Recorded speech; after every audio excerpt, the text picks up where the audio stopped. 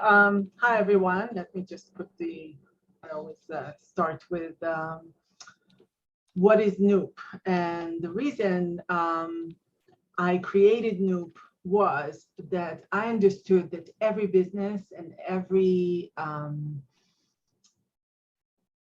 startup or small businesses have new opportunities and possibilities. And so I created Noop because there is so much strategy that we can create and build with the business that will grow their brand. And I'm here just to show you kind of nuggets how we do it, and maybe to inspire you to do it for yourselves. So the reason we talk about brand exit strategy is while you're growing your business, you can create a system or systems, we should say, that helps you build up your business towards exits much better.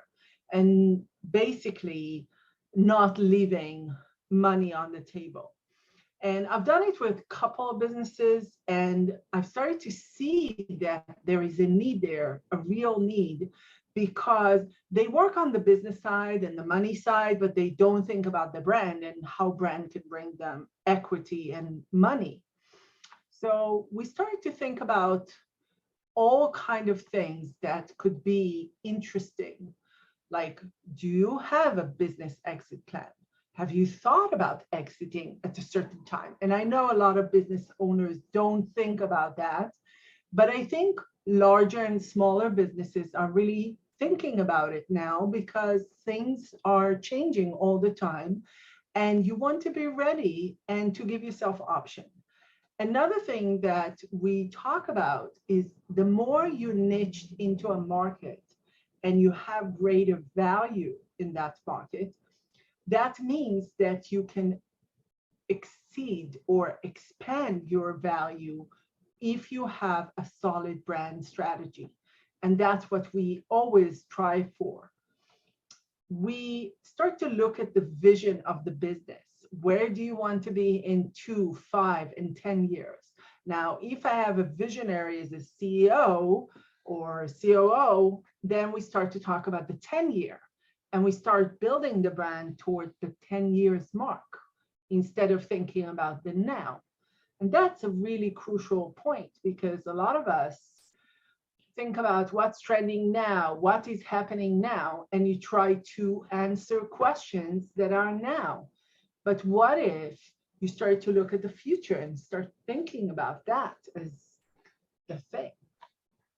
Now, if you think about what is important about building the brand equity and what type of assets we need to build that, then we start to figure out and we do kind of a reverse engineering from the future towards now. And we start building all these elements that you need.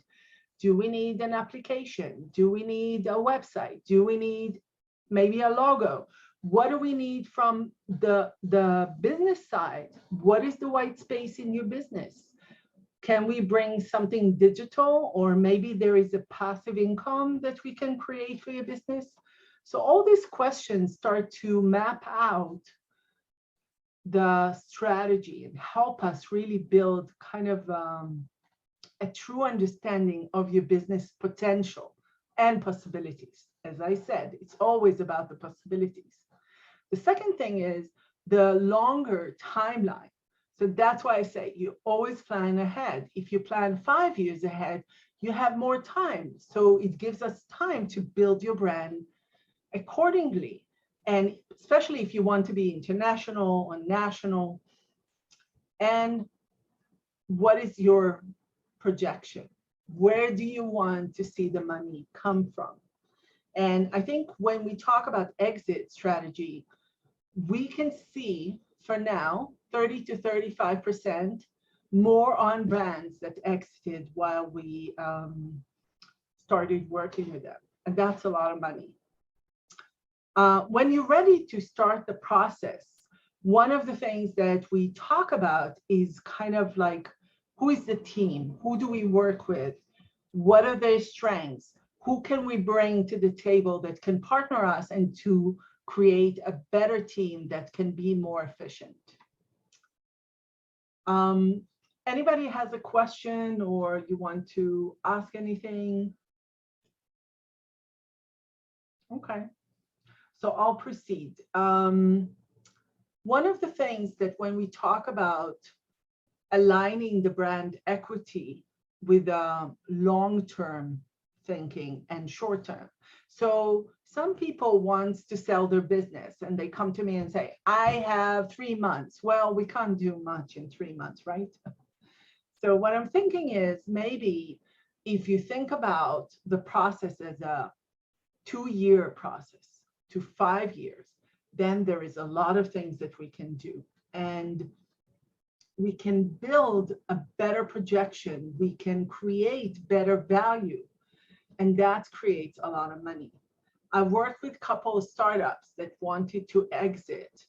And it's really funny. You say, oh, they just got money. They're already thinking about exit. Well, they want to be sold to a bigger company. So the biotech company that we worked with, one of the things that we created, we made them attractive to larger medical groups. And they were sold by a bigger company, let's say by a lot of millions, a lot of zeros went there. And one of the things that in the beginning in our discussion was, what do you want to achieve? Like, what is your goal? Is it to be sold to a company? Do you create a merger? Do you want to go public? What is the goal of this exit? And the interesting part is the more the CEO has a clear vision of where they want to be, it's easier. But sometimes they don't have a clear vision. So what? So we have a question from Rajiv. Yes, sorry. Yes, Rajiv. Yeah, hi. Hi. Yeah, I'm very intrigued by what you do. My question is, this seems similar or in the same space as what David Livy does. So my question is, like, I know that David has a focus on approaching it with PR, and from that perspective. So I want to know, like, do you have a similar perspective, or are you approaching it from an entirely different perspective? I think we're not in the PR space. We talk about brand strategy. Sorry? I think somebody was off mute by mistake. Okay. Background noise. I don't want to speak to someone that I never met before, and but I'm looking forward to meet and talk with David. But what we do is we come from the brand. And when we talk on the brand is how the brand sounds, how the brand talks, what is the application you're using. And usually it's also what type of services you provide. And then we work with the company to expand their brand on the digital space. So I'll give an example. One of the companies I worked with, they're in education space. They had a series of book learning English. They're in Israel. And what we've done is we found the right application after killing them for 5 years that they're not going digital. We found the right application and they basically shifted everything digital. They make triple the money every month because they don't have to print. They basically created we built the whole application into the application, their whole website and services and everything. It's basically an e-commerce and membership combined. And we basically build their brand as national. And now they're getting bigger and bigger projects outside the platform. So it's not only expand their passive revenue because it's all videos and stuff they can sell and not necessarily being there. But the other thing that we created is expanding the brand equity to the point that the government started to see them as viable to provide courses and solutions and teaching to students in their systems. And this is a value that is worth a lot of money. So to answer your question, Rajiv, we come from branding and brand strategy, and we aligned ourselves to the business strategy. I think David, and that's why we 5 can minutes left. partner, is they can go together and build the PR and marketing later on. Once you have a good foundation, you can build on that. This is the main thing that we look at when we think about strategy and, well, the brand strategy. One is the future trend and technology that we can introduce the company. The second thing is to prioritize. We can't do everything, right? Like no one has 64 hours a day to do everything we have on our list. We're already drowning. And I know a lot of CEOs that stopped answering emails recently because it's just too much and overwhelming. So prioritizing your action list and to go to market plans. The third thing is what value are you bringing to the market and you want to build it up or down, depends on where you want. And what is the end game? Are you going to market? Are you want to be sold? What is you want? And also, we look at kind of what is the punch? How can you bring the brand equity with one punch that can really make a value to your brand? And that's important. And of course, like everyone else, performance metrics, it's important. It depends on the brand, it depends on the company and what they're looking for. I wanted to say two things because I have 3 minutes. So I just wanted to talk about two clear things and then I'll let you ask questions. One is the brand differentiation, meaning what makes you unique in your space. And then the other thing is how do we create like a clear action-based strategy? Because our goal is to work with the CEO or COO and really work with them closely to see their vision and understand where they want to go. With a family-owned business, it's a different metrics, but still it's the same approach. So this is almost done. And maybe this is the time to stop for questions. So I'll stop sharing and I would love to hear what you think and if you have any questions.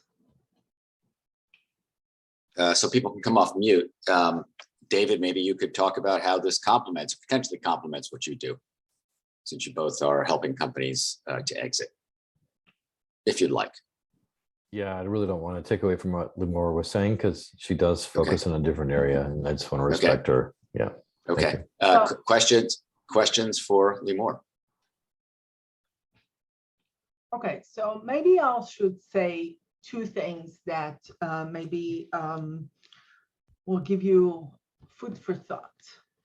When you have a client and you're building with them their business, there are three questions that usually bring me to the table. One would be when they start thinking of expanding their business, either regionally, nationally, or internationally. The second time that usually we come to the table in some way or other, and I'm not talking about the Google and IBM of the world. I work with them. This is big organization. They have usually teams that works on that. I'm talking about smaller teams of maybe 20 to 30 that don't usually have the support system to help them grow the business nationally and internationally. So we become their trusted advisors. We really sit with them and think with them what is better for their business and how they can build their brand.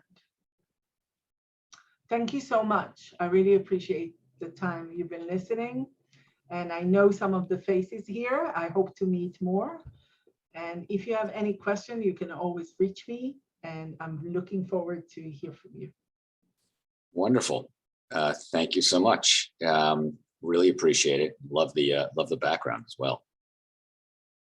Did you want to, by the way, Limor, your listing is still under LMD Designs. If you want to, you're going to change that. Okay, you're on mute. I'll change it. Yes, thank you. Okay. Absolutely. Okay. So I am going to put in the chat the order in which people showed up. I think we'll take, let's see, about 2 minutes. We have 4 by 4, 16, 15, 14, 13. Yeah, if we each take about 2 minutes, that should work. I'll raise my phone and try to take myself off mute so you hear it. So we have Mark Tietbohl, then Steve Sadler, then Tim Gannon. Again, tell us about what you do, what makes you different, how you differentiate yourself, where you focus, and if there's something that you can add in there to spice it up so that it will help other people remember who you are, then I think that's always valuable. So Mark, why don't you take it away? All right. Oh, and everybody, if everybody else would go on mute, I'm going to go into speaker mode so that the speaker shows up big. Thanks. Okay. Hi. Mark Tietbohl. I mainly do pre-branding. Actually had some great conversations. I had a conversation with Nedra today and Rajiv yesterday, and I think I'm having a conversation with David tomorrow. So they'll all be pretty good. But so, you know, that's really where I'm at. At this point in time, I'm scrounging for work, you know, because I'm getting 5 or 10 hours rather than what I used to get. So, you know, I'm looking. So that's me. You want to describe pre-branding a little bit? Sure, I can do that. Basically, what pre-branding is mainly positioning, go-to-market strategy. I do a lot of quantitative and qualitative survey analysis, and you know, basically what I hope to do for private equity groups and private clients is basically just you know, help them figure out what the next steps are. Okay, and you work a lot with, still working a lot with private equity firms? That's yes and no. I mean, yes, I still work with private equity firms, but rather than getting a month or 2 gig at a time, it's probably like 5 or 10 hours. So. Okay, so it's smaller than it was. Okay, it looks like I left a couple of people off. I'm putting the list back in. Jason just joined, and I had forgotten or left off Rochelle. So next would be Steve Sadler, then Tim Gannon. Steve, you're up. All right, thanks everyone. So I'm with a company called Folion, and a little about the company. We offer a content creation platform. In simple terms, it makes it easy for everyone to create engaging, interactive content and stay on brand. We're kind of blowing up the normal PDF, I guess. The Folion platform can help with, you know, content creation, like I said, of newsletters, brochures, proposal, white papers, ebooks, you name it, whatever you're creating right now. And you do not have to be a designer to do it. There's no coding involved. And trust me when I say this, even I can create something that's pretty darn cool. And I have no design ability or background whatsoever. The reason companies come to us is because they're running into content challenges. And the 3 biggest pain points that we see are number 1, scalability. Just you can't create enough of the right content to meet the demand, which is very frustrating. Number 2, engaging. And you know, it's a crowded market. You need to stand out from your competition, but you're still using flat static content like PDFs, which is completely the opposite of what a Folion doc is. And then number 3, in terms of the pain point, intelligence. So you're sending out the PDFs, but you don't know if anybody read it. You don't know if they, you know, read 1 page, 10 page. So you're kind of guessing at what to do next. And Folion addresses that as well. I had all the 3 solutions to that, but I can see I'm already at 2 minutes. So you'll have to take my word for it, but happy to be here and happy to connect with anyone. And I think the best way to experience what Folion does is to see examples. And I'm happy to provide that as well. Thanks, everyone. Thank you. I'll be Steve, I'll be chatting with you, Steve. yeah, Oh, Steve. great. Steve was a member, has been a member for a while. He was working with a company that was more about lead gen and outreach, switch jobs, and now is working with a platform company. So he's realigned his position on the directory site as a sponsor now. Okay, Tim, you're up. Good segue. I'm Tim Gannon, President and Creative Director, owner and creative director of Big Work. We're a video production / marketing company specializing in video, web, and design. I guess I just want to talk about 2 recent successes. We finished an explainer video for a startup and a really cool video for a manufacturing company. Just this end of last week and beginning of this week, I just signed a new contract from a referral from the company we did the explainer for a really nice size video. And it's not your average talking head stuff. It's like cool. We do cool corporate stuff. And Aptar, the manufacturing company, $2 billion company that all they make are dispenser caps. And I hope I may have said this in the past. They just hired us, booked us again to pull out 2 more videos out of the 1 video we shot. Because internally, they have headquarters, kind of like 3 headquarters around the world. Everybody's going crazy. They like the video. My client looks happy. So, we finished these projects a month ago, and we already have 2 new works from reference from those companies. So if I'm under 2 minutes, I want to say one more thing. If I'm not, I'll stop. I'm under. I'm also a frustrated screenwriter and almost was screenwriter. It looks like I'm going to be represented by Rain Management in Hollywood. They loved this project I wrote, and it was with the help of the executive producer, Blue Blood, who read it and is pushing it through for me. So that all Congratulations. We are Yeah. looking forward to seeing it. It's going to be a TV series, I think. Is that what you said? Yeah, episodic. But I'll tell you guys, I've been down this road before. As I said to Dan Truly, I just want to be rejected by an agency or a movie company. Step in the right direction. You're moving up. Get rejected by larger agencies. Larger, more powerful companies. That's all. That's my goal right now. All right, there you go. Yeah, get used to rejection, and then finally one day it'll hit. I understand that only maybe 10% or maybe fewer than that of well, I don't know what that is. 1%. Closer to 1.5 of all the scripts that go to Hollywood get made. Wow. Okay. Purchase is up to like 7%, but get made, Yeah, tiny amount. Yeah. There was a guy who I think was interviewed on NPR, and he was successful, but he made a lot more money selling scripts that never got produced than he did actually on production. Okay. Chad, one of our guests, Chad Roberts, take it away. I saw that Rajiv mentioned that he's about to go to a haircut. He's asking if he can go right now. I don't know if. Go ahead. I'll get him afterwards if he's still around. Okay, awesome. Yeah. So, hey everyone.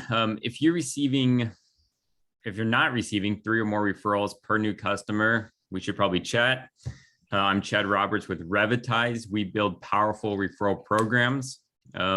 Last month, so I mean, a little bit of an interesting fact, I guess, Michael, like you said to mention, is so last month I received more referrals than I did the last 9 years in different sales positions. I've lived in 8 different states, moved 13 times over those 8 years, and with every job I've ever had, I've asked for referrals with after every new customer, and I never, consistently had referrals. But right now, that's what we're seeing. We're helping our clients, drive referrals consistently, which is great because, as you know, referrals close at a higher ratio than most marketing channels, as well as have a higher customer lifetime value, and they're pretty affordable compared to other marketing resources. So that's a little bit about me and what I do. Cool, thank you. Yeah, I've tried the platform. I actually made a few referrals to Chad. Like Folion, it is a platform. Chad's Revitize is not yet a sponsor, but hopefully he will become one. And again, sponsors don't pay anything either. Yeah. Cool. Let's It- Yeah, from what I've seen, the idea is it's really helpful for making referral programs easier and automated, or more automated. Let's put it that way. Okay, Rajiv, are you still with us? Yeah, I'm here. You have time before you hit the hair. Oh, you're about to get your hair cut. All right, take it About away. to, yeah. Okay, awesome. Thank you, Michael. Thank you. Celebrities and athletes are reaching out to me after character assassination on Eyewitness News and TMZ because they stand to lose millions from all those deals with Netflix, Hulu, Disney, etc. Now that's where I do my best work. We help clients by deleting, yes, you heard me, deleting all that junk from Google so that what people see is the truth and only but the truth. My ask for this group is to meet with other people in marketing, branding, PR, basically trusted advisors to explore synergies since we do offer a revenue share. I've put my LinkedIn in the chat, so please connect with me. And I also posted a link to my interview since I was featured on the John and Tracy show today. It was a fun conversation. I think it'll make some of you smile. So that's it. And thank you, Michael, for the consideration. Absolutely, and we will see you with shorter hair next time, I imagine. Unless they're doing extensions. All right. Well, listen, thank you so much. So Rajiv, if you didn't quite get it, does reputation repair. That's his focus. He also does SEO, which is sort of the flip side of reputation repair. But they've done amazing work, and they do partner with people. By the way, have you spoken to any lawyers who do sort of work with people who are facing libel charges, or because that would be I would think something. So I do work, I am looking to work with criminal defense attorneys as well as sports attorneys and entertainment attorneys. So, attorneys that work in entertainment, sports, music, etc., would be great referrals, as well as celebrity managers and talent agents. Okay. Rajiv, I might be able to help you. I know he's an attorney investigator, and he works with lawyers, a lot of them. He would be a great connection for you. So reach out to me and I'll introduce you to him. He would love to meet someone who can sponge a record from the Sponge. That's the term. Thank you. Good point. Awesome. All right, let's move on. Thank you so much, Limor. We have a guest, Christine Campbell, who is based, I think, in Vancouver or somewhere north in Canada somewhere. Tell us more. Yes, somewhere north. So I'm a global nomad, having lived in 5 countries, 30 cities, some more than once. People ask me always one of 2 things. Am I from a military family? The answer is no. And I can't tell you if I'm in witness protection or not. It's sort of against the rules. But what I do is help people that are lost in the wilderness actually stop from either having an expensive hobby or buying themselves a job to actually running a thriving business. And my client, Mary Lane, came to me after being in business 18 months, spending tens of thousands of dollars with all kinds of people and having no clue who she's serving, having no revenue to show for it, and helped turn that around in 90 days. Most recently, we launched a summit, helped her find 18 speakers, and added 500 people to her list. And the list is everything because you're renting space on social media. So that's what I do. I actually help people build a thriving business. I coach them, help them with their strategy, build their skills, and then mentor them to make it happen. That's what I do. Absolutely love it. Have a background in marketing. And so a lot of people say to me, hey, you're the copy girl. I'm like, not the copy girl, but I'm really good at being your editor. Let's get the message right. Because if you are standing out in the sea of sameness, clients come to you. And how beautiful is that? When someone says, tell me what it's like to work with you. If you're not having that, maybe you and I should have a conversation. Thank you, Michael, for inviting me to be with you today. It is like a hurricane where I'm living. So if anybody is someplace warm, please send me a pic. Tell me what that looks like. All right. Great introduction. Where are you actually? You're in Calgary? Where is it? I am just outside of Calgary. I've been on vacation, just came back, and literally I think we might be flooding in the next couple of days. You might see us on global news. Hey, all right. Yeah. Well, we hope you Bit of start mess. building your ark now. Huh? Exactly. I'm glad I live on high ground. That's all I have to say. Did you hike Lake Louise? Yeah, Lake Louise is really close to me. It's less than 2 hours. We ski, hike Yeah. there. Or 40 the minutes tea from house? Or the Canmore. tea house? Absolutely, the tea house. And I actually like the big hive and the little hive. I like the big hive for the views, but you gotta not go up there when it's really windy. Tim is also a veteran traveler. He's been everywhere. All right. David Libby. Hey, everybody. Thanks, Michael. Hey, everybody. I'm David Libby. I've got close to 30 years of public relations experience working with startups and small to medium-sized enterprises. And as much as I would love to hire you all, that is not why I'm here. I am here to introduce you to my contacts so they can hire you.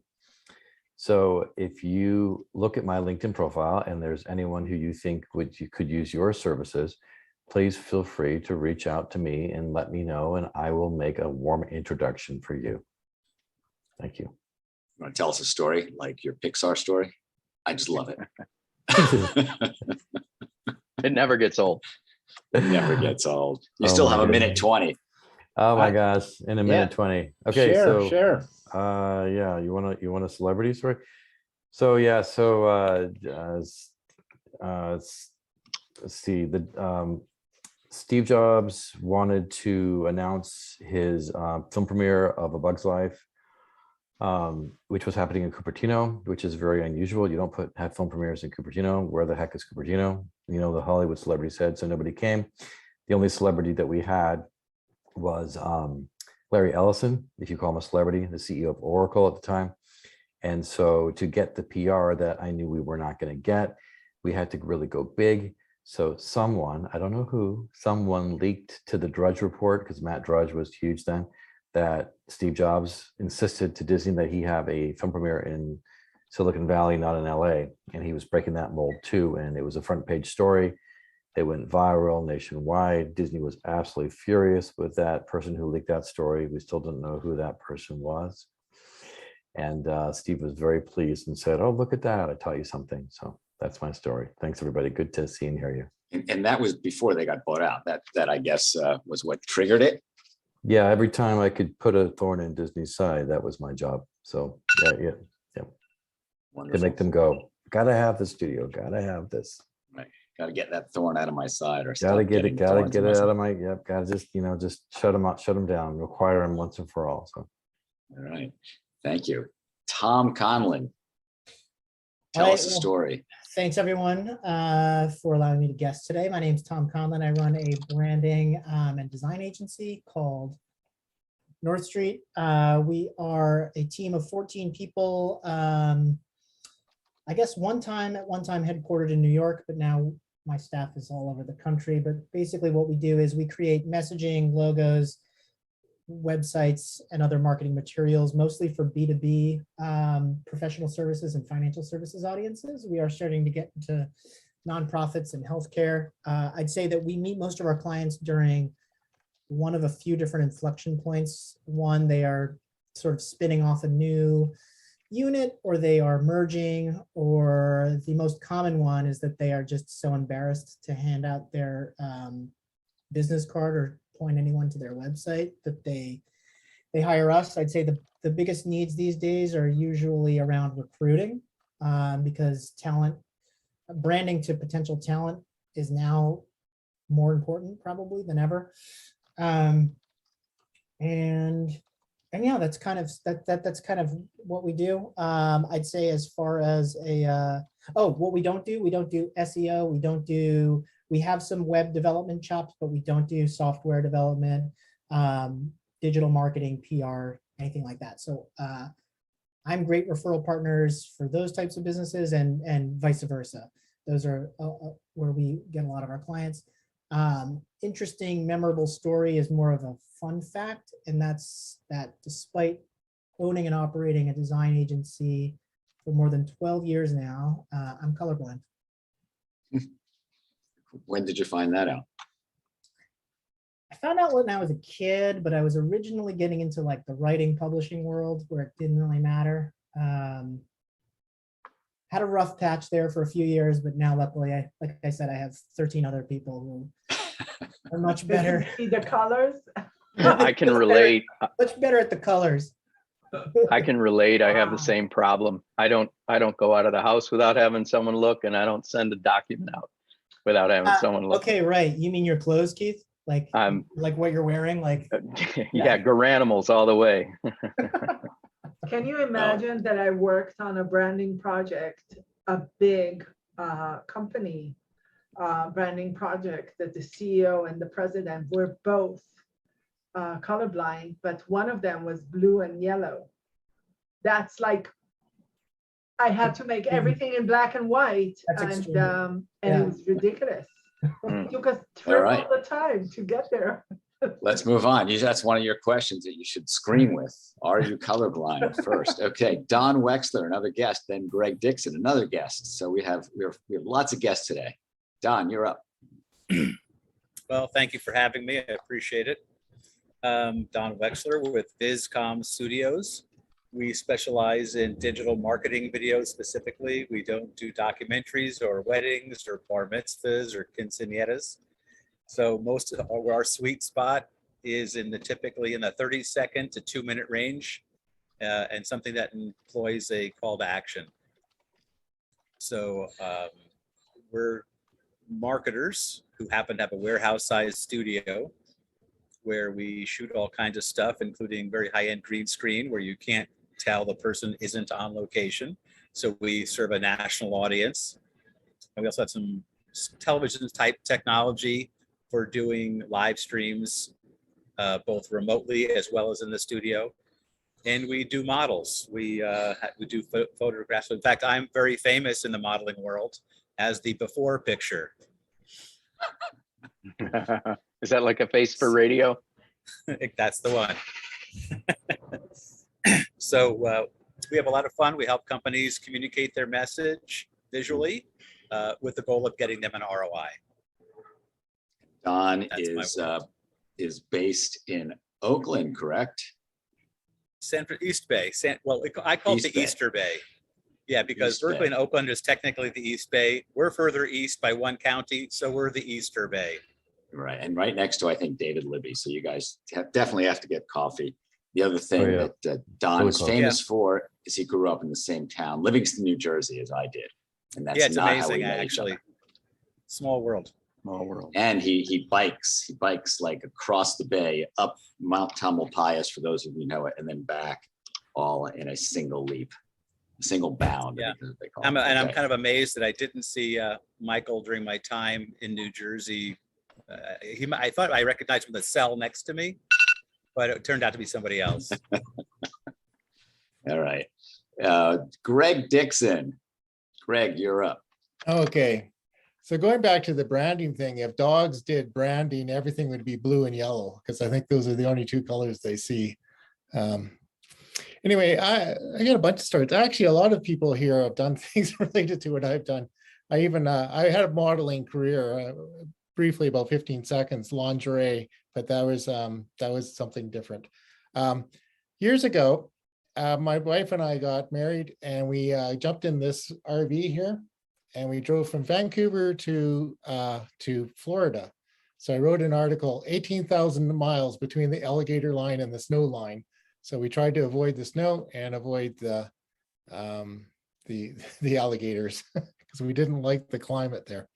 Anyway, what I do is I help people sell their products and services and knowledge using a variety of tools, depending. It could be video, it could be copywriting, landing pages, sales funnels, digital marketing, all of those things. So I think many people here are doing similar kinds of things in a different niche, and where I might fit in is I can help with some of those parts, the things that people know they need to do and don't want to do it themselves. So that's where I come in. So anyway, yeah, I'm based in Merritt, British Columbia, and going along Christine's story. Our waters are rising. We were flooded out of Merritt last November, and that's why we drove to California. That's where the RV stuck. Is that's where the photo is. We're back in Merritt, and we're looking at the rivers rising. So we may be using our wheels again soon. Wonderful. And Greg also is an expert in, what is the name of that platform? Kartra. Kartra, which is a marketing automation tool. Yeah. Does amazing things with that product. So if anybody ever has a Kartra client or is looking for somebody who is a master at marketing automation, Greg is the guy to reach out to. Or one of the guys. We've got a couple in the group. All right. Okay. Keith Reynolds, then Stephen Redford. Hey, everybody. Good to see those that I know and good to meet the new people. I'm Keith Reynolds. I'm a CMO kind of guy. I've been in sales and marketing my whole career. About 10 years ago, I started going down the path of inbound marketing and content marketing. I've written and produced over 100 websites over my career. And I came upon, I had to give a presentation about how to do content marketing. And I came up with these 7 things. I call them buckets. And if you follow these, you'll have a content strategy that you can sell your CEO and your CFO. Starting with a North Star idea, what kind of content is going to serve your audience, how you're going to distribute that, how you integrate that with your community and events, what technology do you need to implement your strategy, what's the sales model, and what's your ROI model. And a few years ago, I wrote a book and was all excited to go out on tour, and the pandemic happened. So I've been on tour for I'm in my 3rd month of traveling around. I'm out in Denver now, and I'm having fun, and I'm running my company from the road. From that 7 bucket strategy, I found all kinds of ways to apply it. So I have a class, we do consulting, we do content strategy engagements that last 4 to 6 months. We've got training and workshops that we do. And most recently, I've been helping people put on roundtables. And if you think of a meeting like this, but with a group of strangers, I've developed a system with a technology company in the city that we partner with called SAM AI.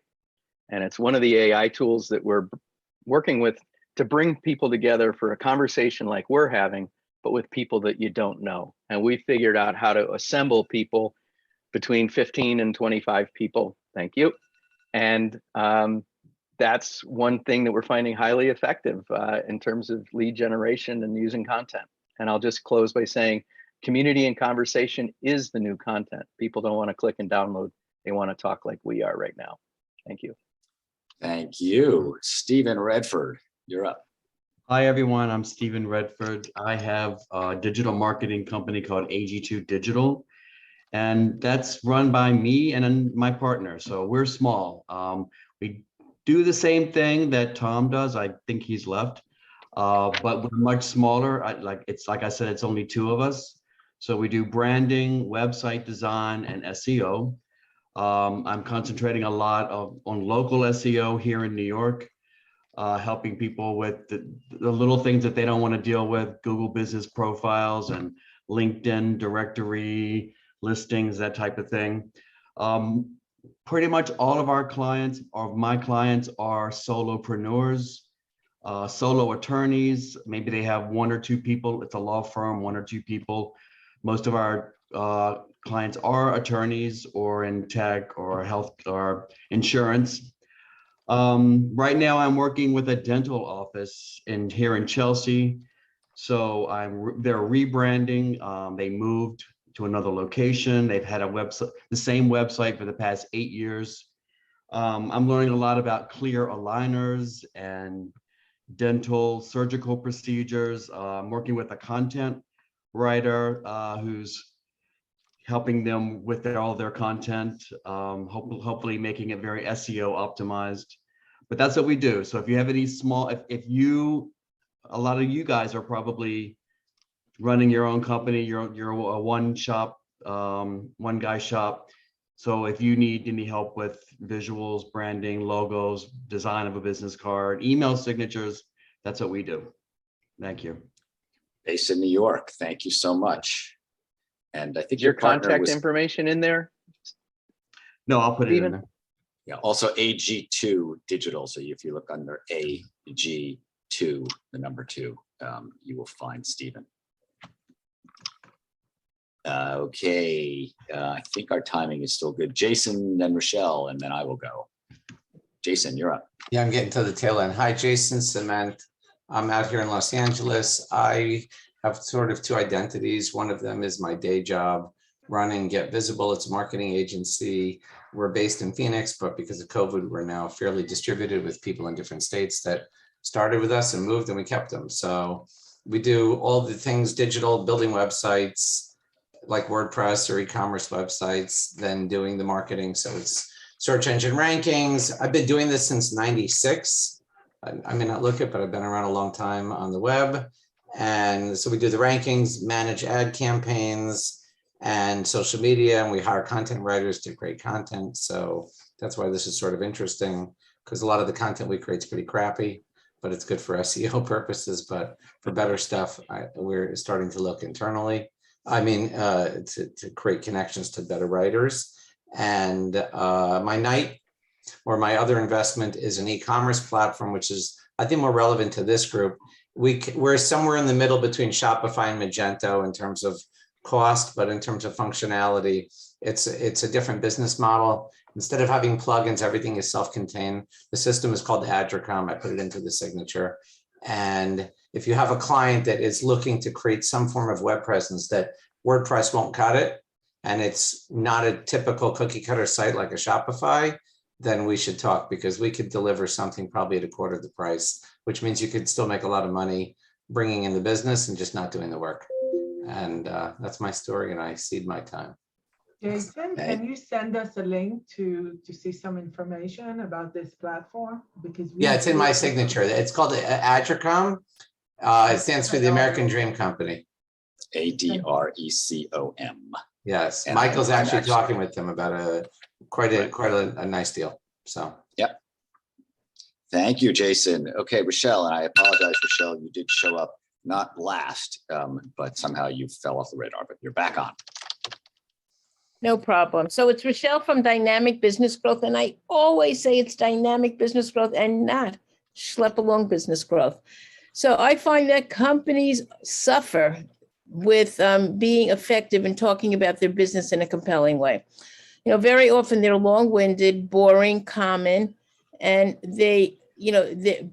I always say, are you clear and unforgettable? Most companies, when they talk about their business, I mean, they're just boring and you just want to, run for the hills. I've seen so many presentations that I did have a friend of mine that said, Rochelle, come and see what's going on here. And he was it was just so common and boring that I told him if I had the ability, I would give him a summons. To have people get up in the morning to go to an event and watch that, I thought was painful, and it should almost be illegal. So, when you talk about your business, are you storytelling or boring telling? Are you telling me, how did you pull a rabbit out of a hat? And I'm telling you how important it is, because a lot of companies right now, I find that they are very high in skill, but low in pricing. They're extraordinary at what they do, but they're undervaluing themselves, and they're getting like these pathetic rates. And the reason is that they are not effective in speaking about the high skill that they have and how to transfer that into the money that the company can see. So if you are working with smaller companies, sales teams that are having a hard time with their pricing because they don't know how to effectively speak about it, I'd love to have a conversation with them. As anybody else, when you talk about your business, are you unclear or are you unforgettable? And I'm sticking to it. Wonderful. And Rochelle also has been doing a workshop, a 6-week workshop that she's going to do again, I believe. Yep, I'll see. I'll probably do the second cohort, probably the end of July. So stay tuned. If anybody is interested, reach out to Rochelle, and you can Where are find you her. located, Rochelle? Oh, I'm gonna put my, here we go. I'm gonna put my LinkedIn in and so you can kind of reach out to me here. It'd be great. New York, New York City, and In New York. yeah, and I want to introduce you to somebody who I met today. You can look her up, Krista Giannak, Kristagianna. I'll send it to you, whatever. Thank you. All right, did I miss anybody before I go? Okay, I'll put the timer on. My name is Michael Bendit. Besides being the founder of this group, I'm also a member. I tell people I eat my own dog food because I'm a member of the group. I guess I have a little bit of an edge in that I lead all the meetings, so it gives me a fair amount of publicity. But my core business, I don't make any money doing this yet, is representing software development teams. Somebody once asked me, "Where you represent?" No, I said, no, not that kind of representation. I do sales representation. When I was in college, I studied computer science, engineering, and business. And I wasn't sure exactly what I wanted to do, but I'm pretty sure I didn't want to do programming, but definitely didn't want to do sales. I found that I'm actually a very good salesperson because I'm just a straight shooter. And there's a lot of people out there who are not straight shooters. My job is to match the need on the programming side from the client with the right team based on their skill set, the budget, whatever it happens to be. And there are a lot of variables that go into it, right? Some clients have a particular platform or technology that they're stuck with, and they're looking for somebody who has experience with that. So I have about a dozen teams that I work with. They all have different niches, different skills. Most of my work is with my dual shore teams, which means those are teams that have a couple of people here in the US, but most of them are offshore. The reason that works well is because the client doesn't have to deal with the complexities of working directly overseas because they're working with the few people that are here in the US, and yet they also benefit from the cost savings of most of the team's developers being in Eastern Europe, South America, Central America, South Asia. So those tend to be where my teams that do best. That's my time. I want to thank everybody. We are down at the top of the hour. I will switch it back to gallery mode. Any questions? Tim has a question. Also, by the way, everybody should download the chat. So if you click on the three dots, the first thing it says save chat. Tim, thank you for the reminder. My question is for you, Michael. So you work with teams in Asia and Europe, Eastern Europe and South America. Is there a particular region that you think is stronger than the others? It all depends on the team. I mean, there's a lot of really strong technical talent in Eastern Europe, but elsewhere as well. I mean, you really have to find. I think in general, Eastern Europe tends to be the strongest technically for those that are offshore. I don't go as far as the Pacific. I don't have any teams in China or the Philippines or anything like that. It's just too far, time zone wise. Yeah. Do you think the war in Ukraine really changed the way we work with team in development? It's actually, I do have, yes. I mean, what's happening right now is, Russia is pretty much out of bounds, as is Belarus for a lot of countries. They just can't do work. They'd be violating all sorts of sanction rules. And also some people don't want to work with Belarus and Russia right now. So and Ukraine is somewhat offline because of, they got other things to worry about. So that's actually raised prices in Poland, Romania, the other Eastern European countries. So it is definitely. They lost a lot of business. I know. I used to work with a company in Ukraine and they're out of reach. So we had to find new. Yeah. Yep. So happy to help. I do have teams outside of those three countries in Eastern Europe and also, as I mentioned, South America and South Asia. So thank you all. It is the top of the hour. Thank you all for coming. You should be getting an invite for next week.